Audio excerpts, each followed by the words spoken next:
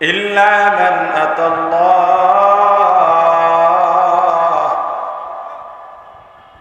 ইল্লা মান আতাল্লাহ বিকলবিন সালিম।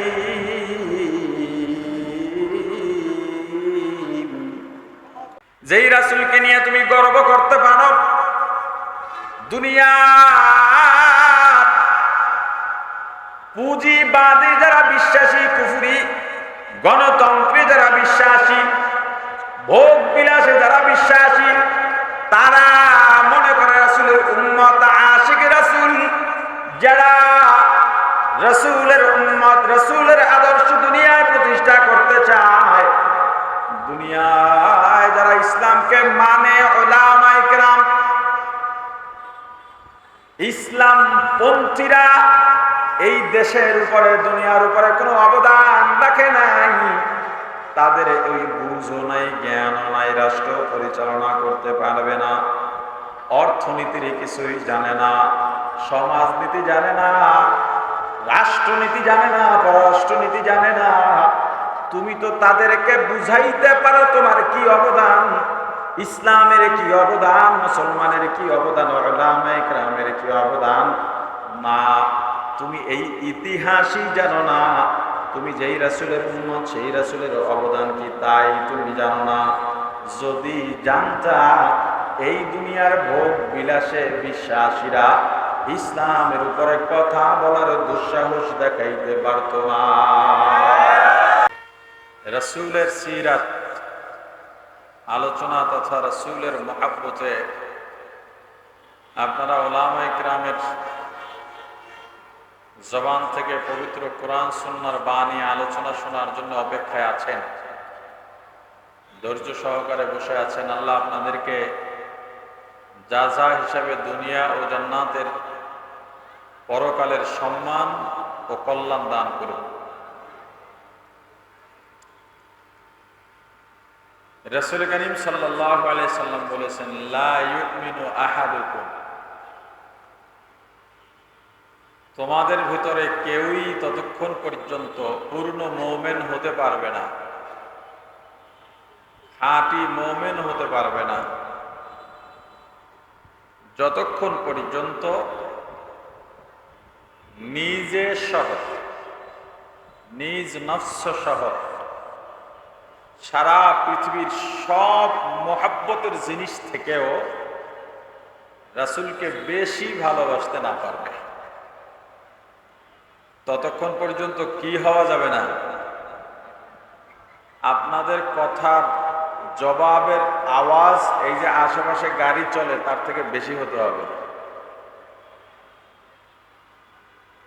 যেহেতু কোরবানি দিয়েছেন, বৈরী আবহাওয়ার মধ্যেও বসে আছেন, তো এটার প্রমাণ দেন আসলেই আপনি উজ্জীবিত, রাসূলের ভালোবাসায় আসক্ত, সেটার প্রমাণ দিতে হবে।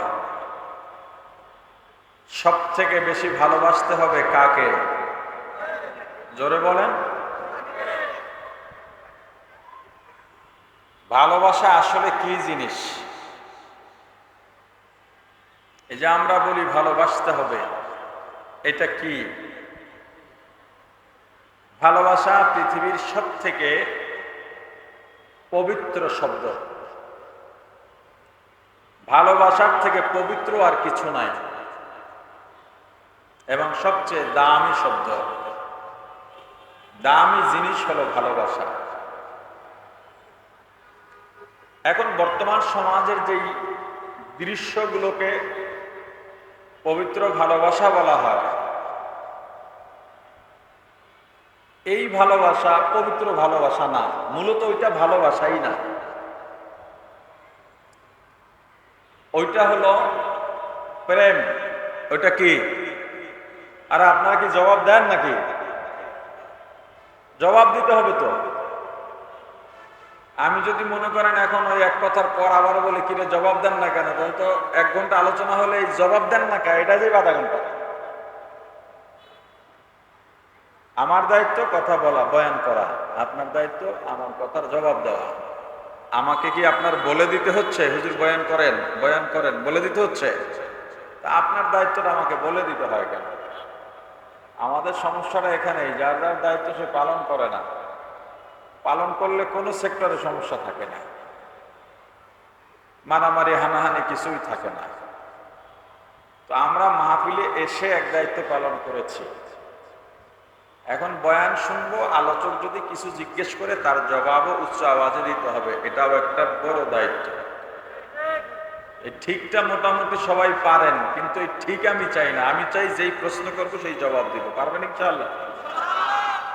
মাশাআল্লাহ, একটু বাড়ছে।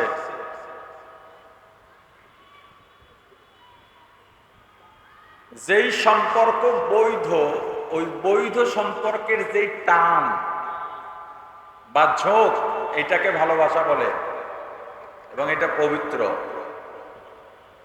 অবৈধ সম্পর্কের যে টান বা ঝোঁক, এটাকে প্রেম বলে, এটা অপবিত্র। কথা কি বুঝছেন? এখন হয়তো আপনার ভেতর একটা প্রশ্ন ঘুরপাক খেতে পারে, প্রেম আর ভালোবাসার ব্যবধান কি? দুইটাই তো এক মনে করি, আসলে দুইটা এক না। আচ্ছা বলেন তো, মায়ের প্রতি যে টান, বোনের প্রতি যেই টান, মেয়ের প্রতি, নিজের কন্যার প্রতি যেই টান, এটা পবিত্র না অপবিত্র? জোরে বলেন। আপনাদের মাঝে এমন কেউ আছেন যে কেউ কোনোদিন শুনেছেন কোন সন্তান বলেছে আমার মায়ের সঙ্গে আমার অনেক প্রেম? শুনেছেন? জোরে বলেন না। আমার বোনের সঙ্গে আমি প্রেম করি, এরকম শুনেছেন? আমার মেয়ের সঙ্গে আমার অনেক প্রেম, এটা শুনেছেন? আমার মায়ের সঙ্গে আমার অনেক ভালোবাসা, এটা বোনের সঙ্গে অনেক ভালোবাসা, এটা আমার মেয়েকে আমি অনেক ভালোবাসি, জীবন থেকেও ভালোবাসি, এটা প্রেম। যদি পবিত্র হয় তো মায়ের সঙ্গে কেন বলতে রাজি না আপনি? বোনের সঙ্গে বলতে কেন রাজি না? প্রেম শব্দের আরবি হলো ইশকুন, আর ভালোবাসা শব্দের আরবি হলো হুব্বুন। ইশক আর হুব, এই দুইটার তবকাই আলাদা, ব্যাখ্যাও আলাদা, বাস্তবতাও আলাদা। এখন আবার একটা বলতে পারেন যে আলেমদের মাঝে বা হুজুরদের মাঝেও তো অনেকে বলে আল্লাহ প্রেম, রাসূল প্রেম। হ্যাঁ বলে। এই বলাটা অবৈধ সম্পর্কের থেকে না, অপবিত্র চিন্তায় না, বলে পবিত্র চিন্তায়। তবে আল্লাহ রাসূলের সঙ্গে প্রেম শব্দ ব্যবহার না করা উচিত। যেমন আমরা আল্লাহ তাআলার জায়গায় অনেকে অনেক সময় খোদা তাআলা বলি, কথা বলে না, বলি কিনা? এখন অনেকে প্রশ্ন করে, আল্লাহকে যদি ঈশ্বর না বলা যায় আপনারা খোদা বলেন কেন? খোদাও তো আল্লাহর নাম না। আমরা ছোটবেলায় দেখেছি যে ইংরেজি শব্দের বাংলা যে অর্থগুলো বা বাংলার যে ইংরেজি করতো, সেখানে আল্লাহর ইংরেজি লেখা ছিল গড। এখন সেটা সংস্কার হয়েছে। এটা মূলত একটা কূটকৌশল ছিল। আল্লাহর নির্বাচিত যে নামগুলো আল্লাহ নিজে দিয়েছেন, এর বাইরে অন্য কোনো নামে আল্লাহকে ডাকা যাবে না। বিশেষ করে গড, ঈশ্বর, ভগবান, এ নামে আল্লাহকে ডাকাই যাবে না। যদি কেউ বলে আল্লাহরই একটা প্রতিশব্দ গড বা ভগবান কিংবা ইংরেজিতে এইটা বলে, তখন তাকে জবাব দেবেন নামের কোনো ইংরেজি হয় না। নাম ইংরেজিতেও যা, বাংলায়ও তা, আরবিও এক, ফার্সিও এক, উর্দু এক। নামের কোনো হেরফের হয় না। কথা বুঝেন নাই? যেমন মনে করেন আমার নাম হাবিবুর রহমান, ইংরেজিতে কি হবে বলেন না? আরবিতে আপনার নাম আব্দুল্লাহ, ইংরেজিতে কি?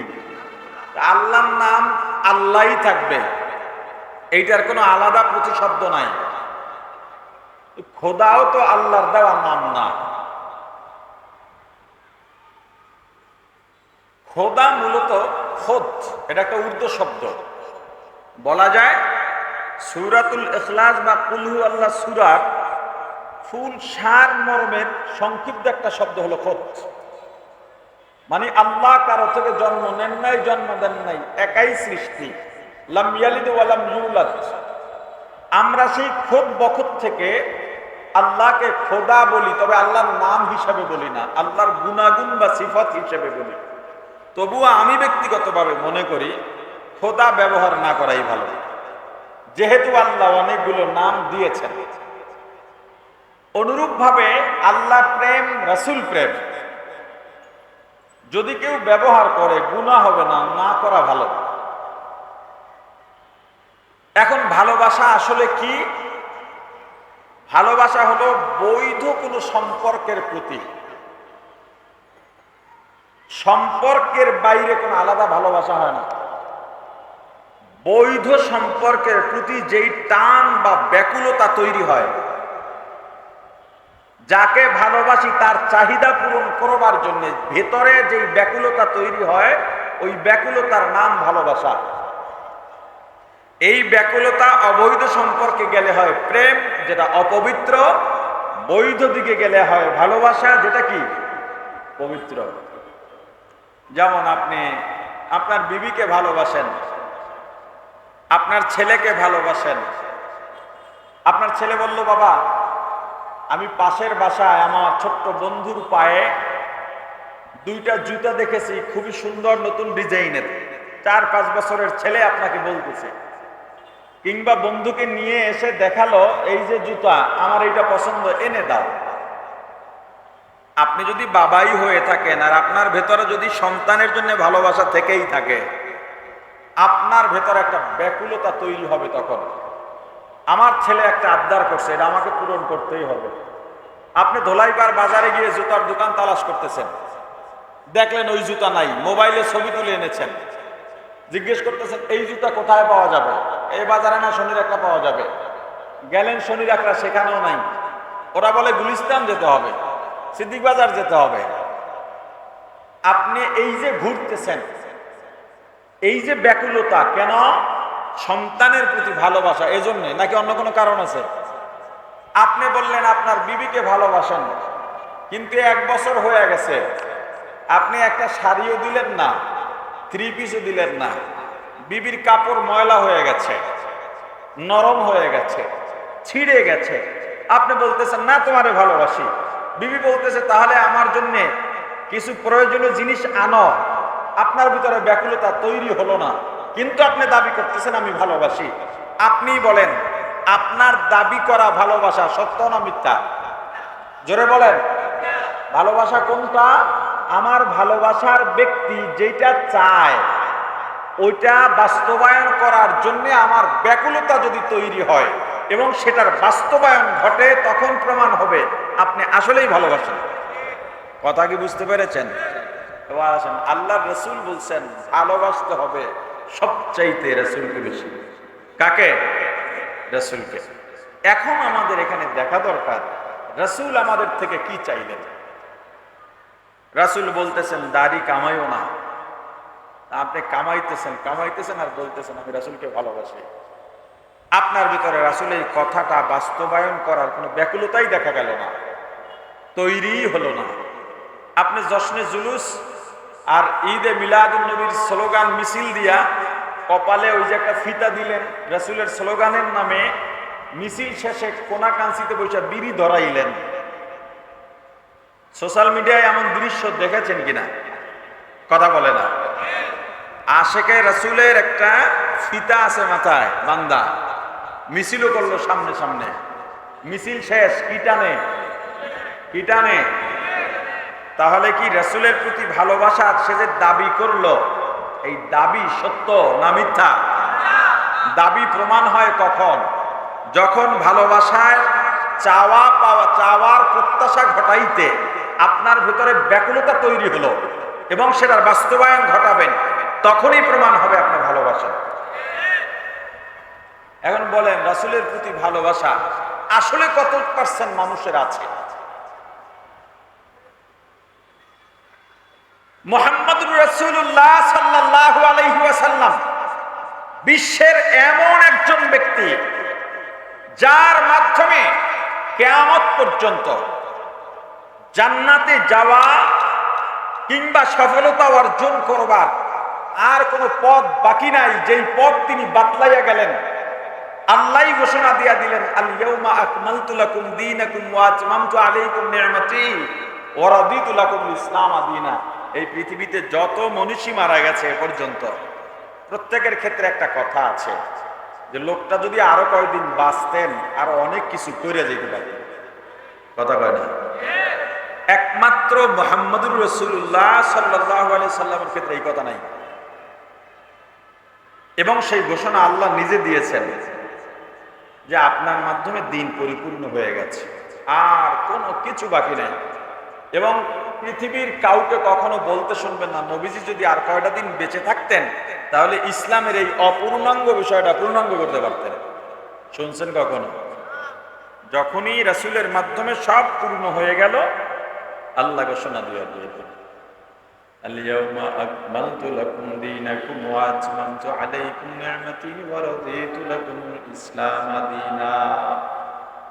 হাবিব আমার, আপনার মাধ্যমে দিন পরিপূর্ণ হয়ে গেছে।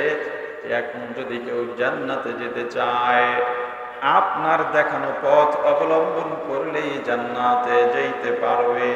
যদি কেউ জাহান্নাম থেকে বাঁচতে চায় আপনার দেখানো পরিহারযোগ্য ব্যাপারগুলো পরিহার করলেই জান্নাতে যেতে পারবে। দুনিয়ায় নতুন আর কিছু দরকার নাই, আপনাকে ভালোবাসবে, ভালোবাসার বাস্তবায়ন ঘটালেই উম্মত জান্নাতে চলে যাবে। রাসূলকে ভালোবাসো, রাসূলকে, নিজের রাসূলকেই তো নিজে চিনলে না। এখন পর্যন্ত রাসূলের নাম নেবার মতো সুন্দর করে রাসূলের নাম নেবে এমন উম্মতের সংখ্যাও কম। অথচ তোমার নেতা কেমন তুমি জানো? নেতার রেজিগনেশন যত লকবাল কাব আছে ওগুলো তুমি সুন্দর করে দিতে পারো, আমার রাসূলের নাম সংক্ষিপ্ত দরুদ সুন্দর করে বলতে পারো না। হে উম্মত বলো, বছরে তুমি কতবার রাসূলের উপরে দরুদ পড়েছ? দৈনিক কতবার নিয়ম করে তুমি রাসূলের উপরে দরুদ পড়ো? হিসাব করলে দেখবা যখন তুমি জুমায় যাও, ওয়াজের মাঠে বসো, তখন উলামায়ে কেরাম খুতবার পরে যে দরুদ পড়তে বলেন ওই সময়ও পড়ো, বেশি পড়ো না। যদি হুজুর রাগ চাপ দেন তখন মিনমিনাইয়া বিড়বিড়াইয়া অল্প পড়ে, তাও হক আদায় করে পড়ে না। অথচ তুমি দাবি করো তুমি রাসূলের উম্মত, রাসূলকে ভালোবাসো। কিয়ামতের ময়দানে রাসূলের হাতে হাউজে কাউসারের পানি পান করবা, আল্লাহর আরশের ছায়ার নিচে স্থানে দাঁড়াইবা। তোমার চেয়ে বোকা দুনিয়ায় আর কেউ হতে পারে না। যেই রাসূলকে নিয়ে তুমি গর্ব করতে পারো, দুনিয়া পুঁজিবাদী যারা বিশ্বাসী, কুফরি গণতন্ত্রে যারা বিশ্বাসী, ভোগ বিলাসে যারা বিশ্বাসী, তারা মনে করে রাসূলের উম্মত আশিক রাসূল, যারা রাসূলের উম্মত, রাসূলের আদর্শ দুনিয়ায় প্রতিষ্ঠা করতে চায়, দুনিয়ায় যারা ইসলামকে মানে, উলামায়ে কেরাম, ইসলাম পন্থীরা এই দেশের উপরে দুনিয়ার উপরে কোনো অবদান রাখে নাই, তাদের ওই বুঝও নাই, জ্ঞানও নাই, রাষ্ট্র পরিচালনা করতে পারবে না, অর্থনীতির কিছুই জানে না, সমাজনীতি জানে না, রাষ্ট্রনীতি জানে না, পররাষ্ট্রনীতি জানে না। তুমি তো তাদেরকে বুঝাইতে পারো তোমার কি অবদান, ইসলামের কি অবদান, মুসলমানের কি অবদান, উলামায়ে কেরামের কি অবদান। না, তুমি এই ইতিহাসই জানো না, তুমি যেই রাসূলের উম্মত সেই রাসূলের অবদান কি তাই তুমি জানো না। যদি জানতা এই দুনিয়ার ভোগ বিলাসে বিশ্বাসীরা ইসলামের উপরে কথা বলার দুঃসাহস দেখাইতে পারত না। তুমি বয়ানই তৈরি করতে পারো নাই তোমার রাসূলকে নিয়ে, তোমার ইসলামকে নিয়ে তুমি বয়ানই তৈরি করতে পারো নাই। এই পৃথিবীর সভ্যতা রাসূলের হাত ধরে এসেছে, এই পৃথিবীর ইনসাফ ন্যায় বিচার রাসূলের হাত ধরে এসেছে, এই পৃথিবীর সব অধিকার, সব জনগোষ্ঠীর অধিকার, হানাহানি মারামারি বন্ধের নীতিমালা শান্তির বার্তা এসেছে আমার রাসূলের হাত ধরে। রাসূল দুনিয়াতে আসার আগে যে যুগ ছিল, ওই যুগের নাম ছিল আইয়ামে জাহিলিয়া, বর্বর যুগ। ওই যুগে কি হতো? ওই যুগে নারীর কোনো সম্মান ছিল না, ইজ্জত ছিল না। যে কেউ নারীকে টান মেরে তার বিছানায় নিয়ে যেতে পারত। একটা সময় নারী এটা অপমানজনক একটা ব্যাপার হয়ে দাঁড়ালো, লজ্জাজনক ব্যাপার হয়ে দাঁড়ালো, এমন পর্যায়ে চলে গেল এখন কোন সংসারে মা বাবার ঔরস থেকে মেয়ে জন্ম নিলেই তাকে দাফন দিত, না হয় কতল করে ফেলত। কেন? এটা অপমান। মেয়ে সন্তান হবে এটা অপমান। এজন্যে কন্যা সন্তান হলেই তাকে হয়তো জব করত, না হয় জীবন্তই দাফন করে দিত, যেন কেউ দেখতে না পারে। এই নারীর অধিকার আর সম্মান দিলেন মুহাম্মদুর রাসূলুল্লাহ। নবীজি এসেই বললেন, যার একজন কন্যা হবে, একটা মেয়ে হবে, তার জন্য একটা জান্নাত। যার দুইজন মেয়ে হবে তার জন্য দুইটা জান্নাত। যার তিনজন মেয়ে হবে তার জন্য তিনটা জান্নাত। আরো বলে দিলেন, ক্বালান নবী সাল্লাল্লাহু আলাইহি ওয়াসাল্লাম, আল জান্নাতু তাহতা আকদামিল উম্মাহাত, আও কামা ক্বালান নবী আলাইহিস সালাতু ওয়াসসালাম। হে পুরুষ জাতি শোনো, নারীদের পায়ের নিচে তোমাদের জান্নাত। অতএব নারীদের সাথে সুন্দর ব্যবহার করো, তাদেরকে সম্মান করো, অপমান করবা না। এমনকি স্বামীদেরকে আল্লাহ রাসূল বলেছেন, স্বামীর দল, তোমার বিবি যদি বারবার অন্যায় করে তবুও তার গায়ে হাত তোলা যাবে না। তালাকের বিধান রাখা আছে, শাস্তির বিধান অন্যভাবে রাখা আছে, তবুও তার গায়ে হাত তোলা যাবে না, অত্যাচার করা যাবে না, রক্ত বের করা যাবে না। আমার রাসূল দুনিয়াতে এলেন, এসেই নারীর অধিকার দিলেন, সম্মান দিলেন। এ পুরুষ জাতিরা, নারীদের পায়ের নিচে তোমাদের জান্নাত। প্রশ্ন করবেন, হাদিসের মধ্যে তো নারীদের পায়ের নিচে পুরুষের জান্নাতের কথা বলা হয় নাই। সন্তানের বেহেশত বা জান্নাত মায়ের পায়ের নিচে। আমাকে বলেন, কোন মা নারী ছাড়া নাকি? কথা কয় না, কোন মা নারী ছাড়া? তাহলে পুরুষের পায়ের নিচে তার জান্নাত যাওয়ার সুযোগই নাই। কথা কয় না। মায়ের সন্তান যদি মেয়ে হয়, ওই মেয়েও আবার মা হবে, ঠিক নেই? তাহলে কোন মাই কিনা কি ছাড়া না? নারী ছাড়া না। নারীদের পায়ের নিচে তোমাদের জান্নাত। আল্লাহর রাসূল এমন অধিকার দিয়ে দিলেন নারীদেরকে যে বাদশা, রাজা, বাদশা যেমন বসে বসে খায়, অর্ডার করে, নারীও ঘরে বসে বসে খাবে, অর্ডার করবে। শ্রম তার থেকে নিতে পারবে না, রাস্তায় নামায়া মাটি কাটাইতে পারবে না, ইট ভাঙ্গাইতে পারবে না, শ্রমের কাজ করাইতে পারবে না। ঘরে বসে বসে অর্ডার করবে, আজকে গোশত লাগবে, মাছ লাগবে, সবজি লাগবে, ওষুধ লাগবে, আর তুমি তার হুকুম পালন করবা, তাকে ঘরে নিয়ে দিয়ে আসবা। একজন নারীকে রাজা বাদশার থেকেও সম্মান দিয়া পাঠাইছেন। আল্লাহ রাসূল বলেন, মনে রেখো, তুমি আলেম হলেও তোমার মা নারী, তুমি বাদশা হলেও তোমার মা নারী। অতএব নারী জাতিকে সম্মান করো। এমন একটা অধিকার আল্লাহর রাসূল নারীকে দিলেন আর সম্মান দিলেন। জাহিলি যুগে যেখানে কন্যা সন্তান হলে জব করে দেওয়া হতো, দাফন করে দেওয়া হতো, রাসূলের যুগে 16-17 বছরের রূপবতী সুন্দরী যুবতী আমাবস্যা অন্ধকার রাতে একা হাঁটলেও ইজ্জত হারাবার ভয় পেত না। তাহলে নারীদের নিয়ে আমাদের অবদান কি এর একটা বয়ান দাঁড়িয়ে গেল যে নারীদের সম্মান আর ইজ্জত শুরু হয়েছে আমার রাসূলের হাত ধরে। এবং রাসূলের ধর্ম কি? আরে কথা বলে না। রাসূলের ধর্ম কি? আল্লাহ রাসূল বিদায়ী ভাষণে কোন ধর্ম রেখে গেলেন? আল্লাহর মনোনীত ধর্ম কোনটা? এই ইসলাম নারীকে সম্মান দিয়েছে। টিভি টক শোতে বসে 2-4 জন নিয়ে সাংবাদিক কি বলে শাহবাগে দাঁড়াইয়া বড় বড় টিপ কইরা যদি বলো হিস্সা চাও, এতেই তোমার অধিকার বাস্তবায়ন হবে না, বরং তোমরা আবার সেই বর্বর যুগের নারীদের সেই বেহাল দশার দৃশ্য চিত্রায়ন করতে চাও।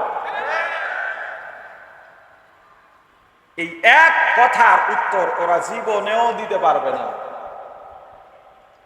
অথচ ওদের বয়ান ওরা দাঁড় করিয়ে ফেললো কি বলে? হুজুররা নারীদের অধিকার দিচ্ছে না, নারীদেরকে ঘরে আটকে রাখতেছে। ওদের বয়ান তৈরি হয়ে গেছে, ওদের বয়ান এখন সবাই খায়। টিভি টক শোতে ওদের কথাই সবাই মুখে আওড়ায়। অথচ ইসলাম যে নারীদেরকে কোথা থেকে ধরে কোথায় এনে দাঁড় করিয়েছে, সেই ব্যর্থতা আমরা যে প্রকাশ করতে পারি নাই, আমরা আমাদের বয়ান দাঁড় করাতে পারি নাই। খতিব সাহেবরা, ওয়াইজিনে কেরাম, আপনারা মসজিদে ওয়াজের ময়দানে কঠোরভাবে এখন থেকে ইসলামের অবদানগুলো তুলে ধরেন, ইসলাম শাসন আমলগুলোকে তুলে ধরেন। কিভাবে বাঘ আর হরিণ শত্রুতা ভুলে এক ঘাটে পানি খেয়েছে ইসলামী অনুশাসনের আওতাধীন, এবং ইসলামী খেলাফতের শাসন আমলে এই টুপিওয়ালাদের হাত ধরে সেই বয়ানগুলো তুলে ধরেন। ইসলামের অবদানকে মানুষকে একেবারে করোনা কুহুরে ঢুকিয়ে দিন। ইসলাম ছাড়া এই দেশ না, পৃথিবীর কোনো গতি নাই। শান্তি একমাত্র ইসলামেই আছে, অন্য কোথাও নাই। আমার রাসূল দুনিয়াতে আসার আগে আইয়ামে জাহিলিয়ার যুগে গোত্র গোত্র মারামারি হতো। প্রত্যেকটা পয়েন্ট ভালো করে ধরবেন। গোত্র গোত্র মারামারি হতো আধিপত্য নিয়ে। বড় একটা অংশ সেই জাহিলি যুগকে আবার এখন বাস্তবায়ন করতে চায়। আমার দেশেও এখন গোত্র গোত্রের ব্যাপার না থাকলেও দল দল ব্যাপার আছে না নাই? আধিপত্য নিয়ে মারামারি হানাহানি আছে না নাই? আর ইসলাম রাসূলের আদর্শ ধারণ করে ওলামায়ে কেরাম বলতেছেন এটা করা যাবে না। আমাদের কি পেশি শক্তি নাই মনে করেন? আরে কথা বলে না। আলেমদের কি পেশি শক্তি নাই? আলেমরা কি এই আধিপত্যের লড়াই করতে জানে না? বোঝে না? ব্যবসা জানে না? রাষ্ট্র চালানো বোঝে না? সমাজ চালানো বোঝে না? আধুনিকায়ন হতে কি কি লাগবে নাকি আলেমরা বোঝে না? আমাদের পেশি শক্তিও আছে, জোরও আছে, ক্ষমতাও আছে, প্রভাবও আছে, কিন্তু ওলামায়ে কেরাম এদিকে না গিয়ে শান্তির পথ কেন বেছে নিলেন? কারণ আমাদের সামনে রাসূলের আদর্শ আছে। আমরা রাসূলের আদর্শ নিয়ে সামনে বাড়ি, তবে আমরা ঝগড়া করি না, ফাসাদ করি না। তুমি যদি আমার পায়ে পাড়া দিয়ে ঝগড়া করতে চাও, ঝগড়া আমরা তখন করব। আমার পায়ে পাড়া দিলে তো আর আমি চুপ থাকবো না। এর কথা বলে না। তুমি যখন ইসলামের বাধা হয়ে দাঁড়াবে তখন তো চুপ থাকা যাবে না। আর বোকার স্বর্গে বাস না করে ফিরে আসেন। শান্তি কোথায় খোঁজেন? গতবার ধলামিয়া, এবার কালামিয়া, আবার সামনের বার ধলামিয়া, পরের বার কালামিয়া। এই ধলামিয়া আর কালামিয়ায় আর কতকাল আটকে থাকবেন? হ্যাঁ, এবার ফিরে আসেন। গোত্র গোত্র আধিপত্য নিয়ে মারামারি হতো। এমনকি সাদা আর কালো বর্ণবাদ, কালোদেরকে সাদাওয়ালারা, সুন্দরীরা, সুন্দর চামড়ার মানুষেরা কালো চামড়ার মানুষকে মানুষই মনে করতো না। এদের সাথে বিবাহ বন্ধনে আবদ্ধ হতো না, আত্মীয়তার সম্পর্ক করতো না, একই বাজারে বাজার করতো না, একই বসতিতে তাদেরকে ঘর উঠাইতে দিত না, তাদের সঙ্গে লেনদেন নাই, চলাফেরা নাই, আচার ব্যবহার সবকিছু বন্ধ। কারণ কালো এরা মানুষই হতে পারে না। আমার রাসূল এসে সারা পৃথিবীর মানুষকে লেবেল করে দিলেন। ওই সময় ধনী আর গরিব, ধনীরা গরিবদের মানুষই মনে করত না, গরিবরা হতো অত্যাচারিত, তাদেরকে অত্যাচার করা হতো, নির্যাতন করা হতো, হুকুমের দাস বানিয়ে রাখা হতো, তাদের কোনো মূল্য ছিল না। আল্লাহ রাসূল এসে পুরো পৃথিবীর মানুষকে লেবেল করে দিলেন।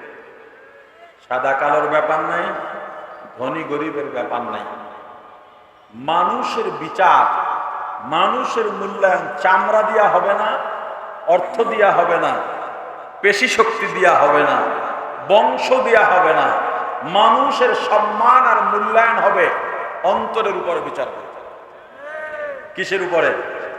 আরে কথা বলো না, কিসের উপরে? অন্তরের উপরে হিসাব করে মানুষের মূল্যায়ন হবে। ইয়াউমা লা ইয়ানফা'ু মালুন ওয়ালা বানুন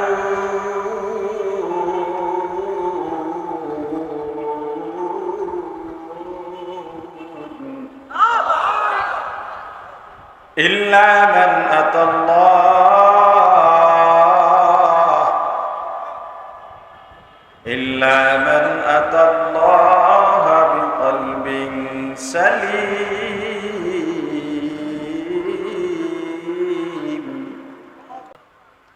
লা ইয়ানফা, কিয়ামতের ময়দানে কোনো উপকারে আসবে না। কি? মালুন, দুনিয়ার মাল দৌলত, যশ খ্যাতি সম্মান বংশ মর্যাদা প্রতিপত্তি কোনো উপকারে আসবে না। ওয়ালা বানুন, দুনিয়ার সন্তান সন্ততির নেতা নেত্রী প্রভাব প্রতিপত্তি কিয়ামতের ময়দানে কোনো উপকারে আসবে না। ধলা মানুষও উপকারে আসবে না। চামড়া সাদা হলেও লাভ নাই, ধনী হলেও লাভ নাই, প্রেসিডেন্ট হলেও লাভ নাই। কিয়ামতের ময়দানে আল্লাহর কাছে এগুলো কোনো ধর্তব্য হবে না। কিয়ামতের ময়দানে লাভ কি হবে? আল্লাহ বলেন ইল্লা মান আতাল্লাহ, যারা আমি আল্লাহর কাছে আসবে কি নিয়া? বিকলবিন সালিম, পরিশুদ্ধ কলব নিয়া, পরিচ্ছন্ন কলব নিয়া। দুনিয়ায় যারা চামড়া নিয়া হানাহানি করে, রং নিয়া হানাহানি করে, বর্ণবাদ, দুনিয়ায় যারা সম্পদের উপরে মানুষের মূল্যায়ন নির্ধারণ করে, বুঝতে হবে যেই জমানায় চামড়ার উপরে মূল্য নির্ধারণ হয়, ক্ষমতার উপরে মূল্যায়ন নির্ধারণ হয়, শক্তি আর ক্ষমতা, টাকা পয়সা প্রতিপত্তির উপরে মূল্য নির্ধারণ হয়, বুঝতে হবে ওই দেশে ইনসাফ বৈশিষ্ট্য না। ইনসাফ যে দেশে থাকবে সেই দেশে টাকা পয়সা দিয়া বিচার হবে না। একজন ব্যক্তি এক দরবেশের সাথে, দরবেশ সফর করেন বিভিন্ন রাষ্ট্রে। এক ভক্ত গিয়া বলল, হুজুর আমি আপনার সঙ্গে যেতে চাই। না বাবা, তুমি আমার সাথে যেতে পারবা না, তুমি ধৈর্য কুলাবা না। না হুজুর আমি পারবো। তো গেল। এক দেশে গিয়া দেখে তেলের দামও যা, ঘিয়ের দামও তা। ভক্ত বলল যে হুজুর আমি এই দেশে থাকবো। কেন? কয় ঘি আর তেল যেহেতু একই দাম, আমি ঘি খাবো। হুজুর বললেন না রে বাবা, যেই দেশে ঘি আর তেলের দাম এক হয় ওই দেশে ইনসাফ নাই। ভক্ত আর মানলো না, ভক্ত থেকে গেল, হুজুর চলে গেলেন। বহুদিন পর একটা দুর্ঘটনা ঘটলো, বিল্ডিং এর ওয়াল ভেঙে একজন মানুষ মারা গেছে। বিচার বসলো, বিল্ডিং কার, তাকে ডাকো। ডাকা হলো, তোমার দোষ, তোমার বিল্ডিং ভেঙে পড়লো কেন? তোমার এখন সাজা হবে কি? খুনের বদলে খুন, অর্থাৎ মৃত্যুর বদলে মৃত্যু। বাড়িওয়ালা বলল, কাজী সাহেব আমার কোনো দোষ নাই। তোর দোষ কার? বলে বিল্ডিং যে বানাইছে তা, মিস্ত্রির। ডাকো রাজমিস্ত্রিকে। ডাক, রাজমিস্ত্রিকে ডাকলো। তুমি সিমেন্ট বালির হেরফের দিলা কেন? যার জন্যে ওয়াল দুর্বল হয়েছে, ভেঙে পড়ছে। ভাই আমার দোষ নাই। তো দোষ কার? দোষ হলো অমুক নারীর, যেই নারী বিভিন্ন আকর্ষণীয় জেওর অলংকার করে আমাদের সামনে থেকে ঝনঝনানি আওয়াজ দিয়া হেঁটে গেছে, আমরা তার দিকে নজর দিছি। এই সময় বালু আর সিমেন্টের কম্বিনেশন ঠিকভাবে হয় নাই। দোষ আমাদের না, দোষ ওই নারীর। কত নারীকে ডাকো, ইনসাফ কি আছে? কথা কয় না, ইনসাফ কি আছে? ওই নারীকে ডাকো, নারীরে ডাকছে তোমার ফাঁসি হবে, বলে দোষ আমার না, দোষ কার? দোষ স্বর্ণকারের। এত সুন্দর করে জোয়ার বানাইছে, আমি বানাই নাই। কত স্বর্ণকারে ডাকো, স্বর্ণকার তুমি এত সুন্দর করে বানাইলা কা? আমার কাজই তো এইটা, তো বানাইছো কাজ এইটা, তোমার কারণে একজন মানুষ মারা গেছে, অতএব তোমার ফাঁসি হবে। স্বর্ণকার আর কোনো অজুহাত দেখাইতে পারেনি, স্বর্ণকারের ফাঁসি হবে। স্বর্ণকার দাঁড়ায় গেছে, কিন্তু ফাঁসির যে রশি, স্বর্ণকার এত শুকনার শুকনা, ওই রশি আর গলায় বাজে না, ফাঁসি হয় না। তাহলে এখন কারে ফাঁসি দিবে? কাজী সাহেব কইল শহর খোঁজো, সবচেয়ে মোড়া কোনটা আছে ওটা ধরে আনো। খুঁজতে খুঁজতে পাইছে ওই যে ঘি খাওয়াই না মোটাল্লা, এরে ধরে নিয়ে এসে এত সুন্দরভাবে ফিট হয়ে গেছে। এর মধ্যে সেই দরবেশের আগমন, দরবেশের হাতে পায়ে ধরে কাঁদতেছে, হুজুর আমাকে বাঁচান। বলে তোমাকে বলেছিলাম যেই দেশে ঘি আর তেল একই দামে বেচে ওই দেশে ইনসাফ থাকে না, এখন তোমার ফাঁসি পড়তেই হবে। না হুজুর আমারে বাঁচান, আমি আর জীবনে ভুল করব না। হুজুর এমন এক ফজিলত দিলেন, আজকের এই ফাঁসি হলে এই এই ফজিলত আছে, ওইটা আছে, এটা আছে। কাজী বললো তাহলে এই ফাঁসি আমারই দাও, যেহেতু এত ফজিলত। বুঝাইতে চাইলাম যেই দেশে ইনসাফ নাই, যেই দেশের মধ্যে কুলি আর শিক্ষিত সংসদে একসাথে কথা বলার সুযোগ পায়, যেই দেশের সংস্কৃতি ক্ষমতায় গেলেই একজন কুলি মেথর শিক্ষকের সামনে দাঁড়ায় আঙুল উঁচু করে কথা বলে, ওই দেশে ইনসাফ থাকে না। ইনসাফ প্রতিষ্ঠা করতে হলে কি লাগবে? ইসলাম লাগবে। কি লাগবে? জোরে বলেন।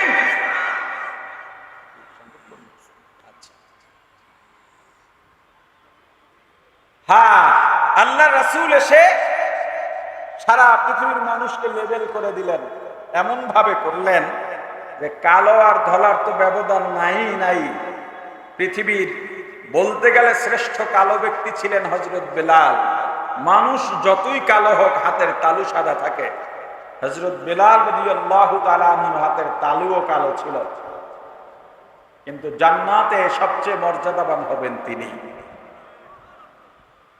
قال النبي صلى الله عليه وسلم المؤذنون أطوال الناس أعناقا يوم القيامة أو كما قال النبي عليه الصلاة والسلام।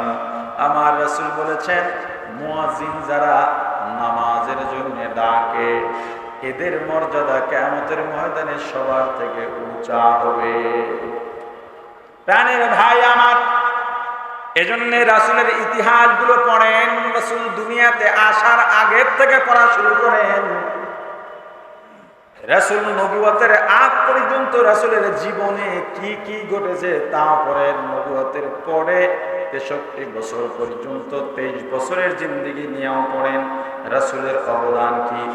এর পরবর্তীতে ইসলামী অনুশাসন, ইসলামী খেলাফতের যেই রাজ্যগুলো আছে, অনুশাসনগুলো আছে, এগুলো পরে ইতিহাস জানেন। এরপরে আপনি ইসলামের পক্ষে কথা বলেন, ইসলামের বয়ান দাঁড় করান, ইসলামের অবদান মানুষের সামনে তুলে ধরেন। পাশ্চাত্যবাদীরা কোনোদিন ইসলামের সামনে মাথা উঁচু করে দাঁড়াতে পারবে না। যতটুকু আলোচনা করেছি, আলোচনায় যত ভুল আমার পক্ষ থেকে, যত ভালো আল্লাহর পক্ষ থেকে, আমার ভুলগুলো শুধরাইয়া আল্লাহর ভালোগুলো গ্রহণ করার তৌফিক দান করেন। সুবহানাল্লাহি ওয়া বিহামদিহি, সুবহানাকাল্লাহুম্মা